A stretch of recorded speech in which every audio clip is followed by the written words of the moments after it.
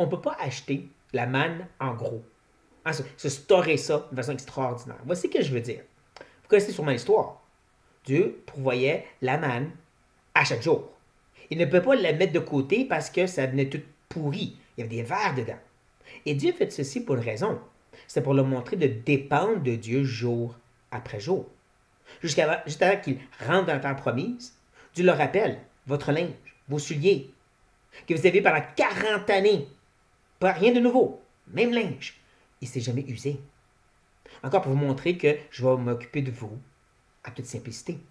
C'est important parce que la terre promise, c'était une terre d'abondance, où coulait le lait et le miel. Où est-ce qu'il y avait des maisons déjà préparées qui n'avaient pas besoin de construire. Et c'était tentant d'oublier Dieu. C'est exactement ce qui s'est passé. Ils avaient tellement, tout allait bien, ils ont oublié Dieu et sont tournés vers d'autres dieux. Et quand ça commençait à aller mal, ils sont tournés vers ceux qui allaient leur donner qu'est-ce qu'ils voulaient, quand ils le voulaient. C'est pour ça qu'ils ont demandé au roi.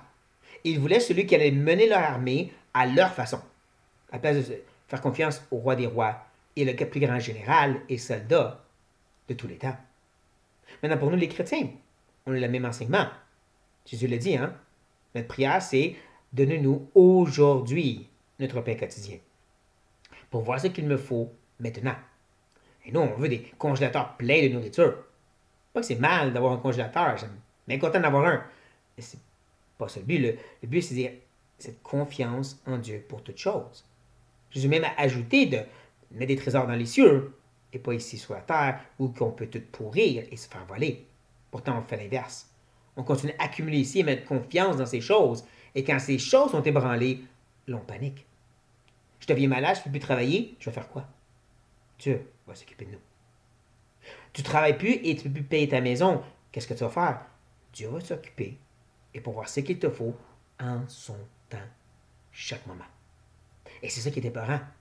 On aime mieux ces dieux de gros, ce Dieu de je pourvois, je mets de côté et j'en ai assez, à la place du Dieu qui dit je te donne ce qu'il te faut quand il te le faut. Oh, qu'on puisse apprendre à se confier en ce Dieu-là à la place, frères et sœurs.